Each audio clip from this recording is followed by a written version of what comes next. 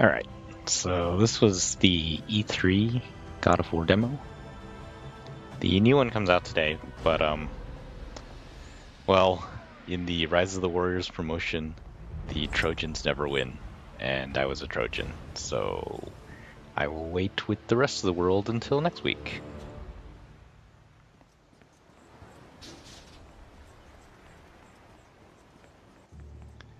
I remember a lot of people said, oh, the impression of this was just, well, it's more God of War. And originally, I was thinking that they should just take a break from God of War. That God of War should just, I don't know, save it till the PS4 or something like that. But no, at this point, I'm pretty excited for this one. The multiplayer beta was very fun, and well, as for like what people felt about this at E3, it actually looks better than God of War 3, which is difficult to imagine.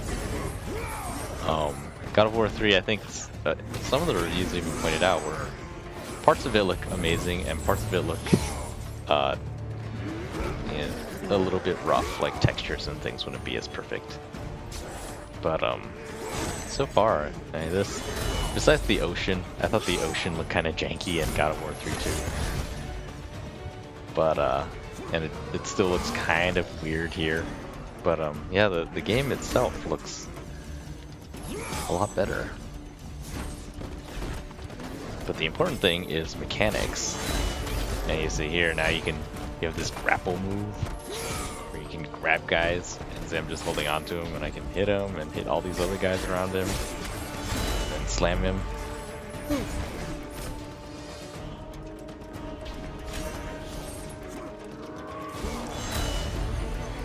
Ouch.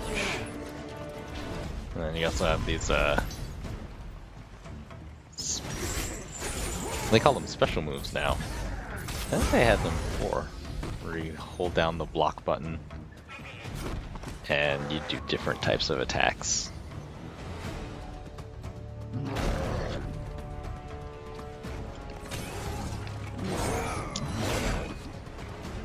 Yeah.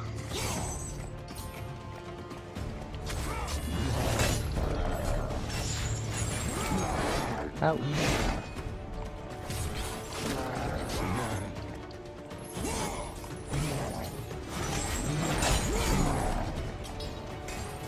There we go. Ooh.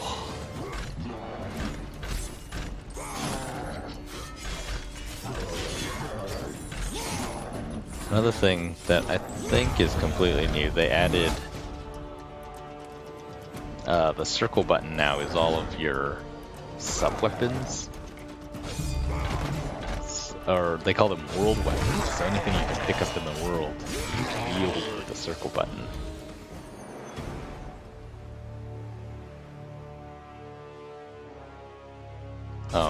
I found a combo earlier where you switch from the Blades of Chaos to this blade. Anyway.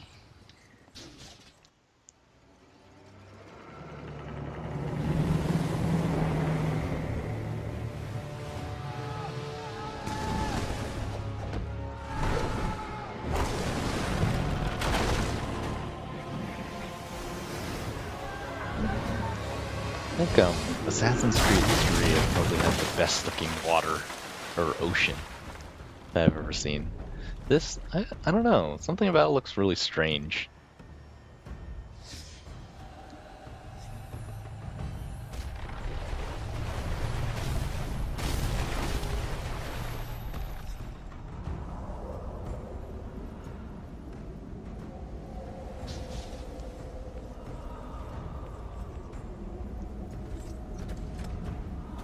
Yeah, here you see how fluid it is, and just, yeah, it's kind of like what it was like seeing Killzone 3 for the first time. It's like, wow, it looks almost analog. I mean, it's digital, of course, but it was amazing.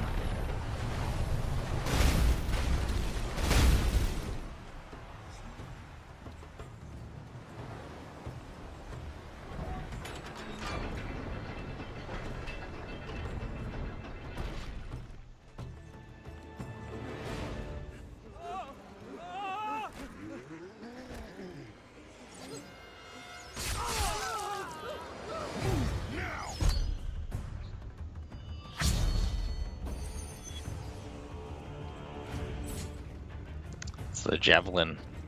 You can throw any of the world weapons, but the javelin has a... Oh, there was a glitch in the back there. Javelin has a special discard, where you throw it and a whole bunch of javelins, I guess not a whole bunch, fall from the sky.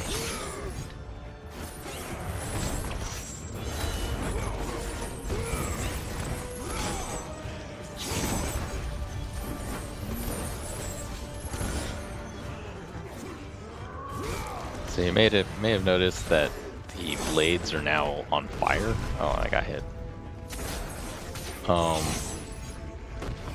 forget where I read it, but apparently in Ascension, instead of having lots of different weapons like you had in God of War 3, it's just going to be different sort of effects on the Blades of Chaos. Whoa.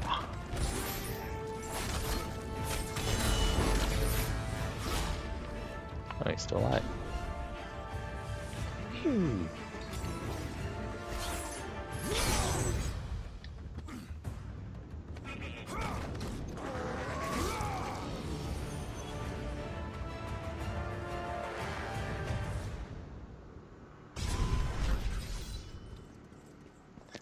Oh, David Jaffe accidentally tweeted out a response that he was sending to someone today about game design, and he was talking about how,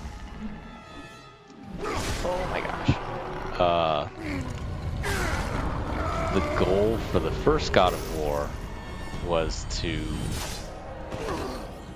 make the character feel, or make the player feel really awesome, like brutality and stuff, and then also to make it feel like it's a genuine adventure. And that drove things like, I think, having to mash a button just to open doors.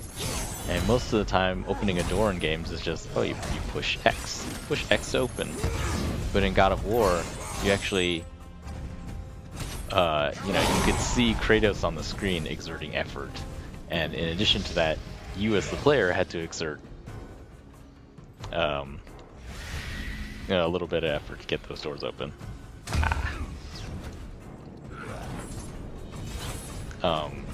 So yeah, the other part of that, to make it feel like a real adventure, that probably drove the giant sort of spinning puzzle type environment that they had in God of War. Because like the point was to make it feel like you're not just going from combat room to combat room. You're actually going through these,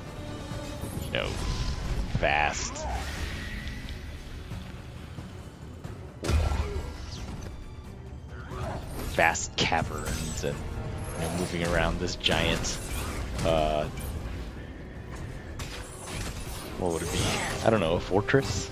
It was like the big mountain on the Titan's back that hid the Pandora's box inside.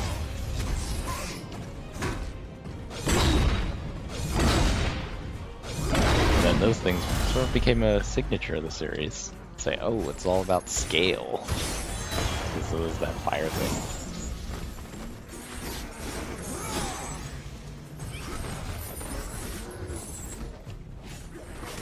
Yeah, I still really like the God of War franchise, just because of the first one, and just those little things like that. It's like, wow. Excuse me. The interactivity meshed really well with the story and the character. It's like, he's a brutal character, so you have to do all these, brutal and physical exertion type things throughout the game. It's like, oh, you want to push this block around, then it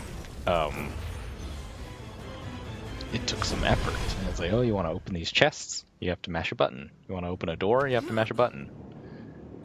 So, thought it was really, really smart. Genius.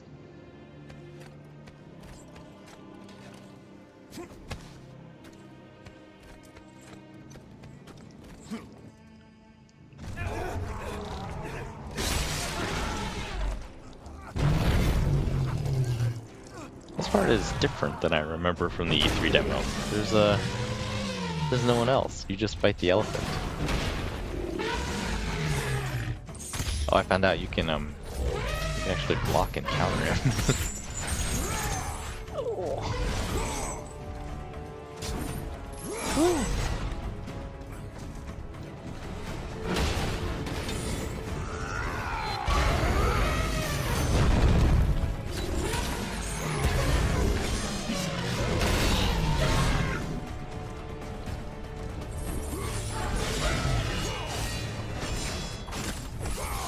Yeah, I can throw this sword at him.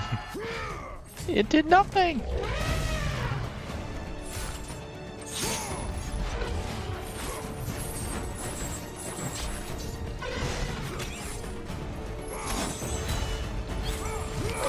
Shoot.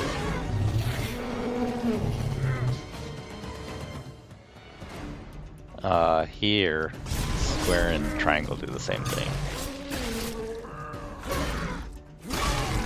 As will be the case later.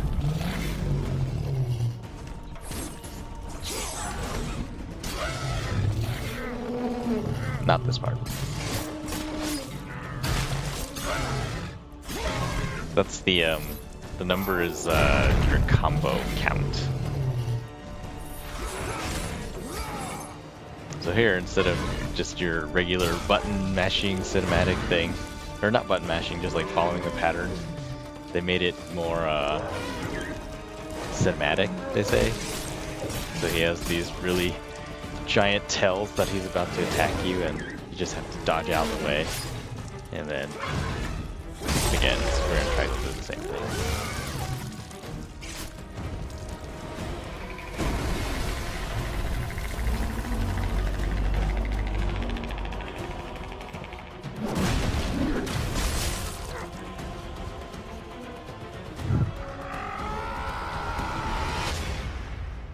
And that's the demo. Quite fun. Looking forward to the next one, which apparently is the first 30 minutes of the game that they've shown footage of already everywhere, but you know, it's different when you get to play it yourself. So that will be very cool. Probably do another video then.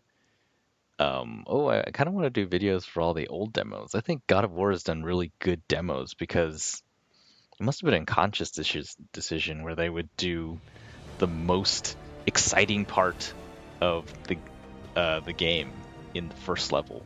And so all the demos, like for God of War 1 and 2, I think were both like the first level, and you fought these giant boss creatures throughout the entire level. So I think the next demo is like that also. So yeah, looking forward to that. I think it's February 27th that'll be out. So yes, I will be back.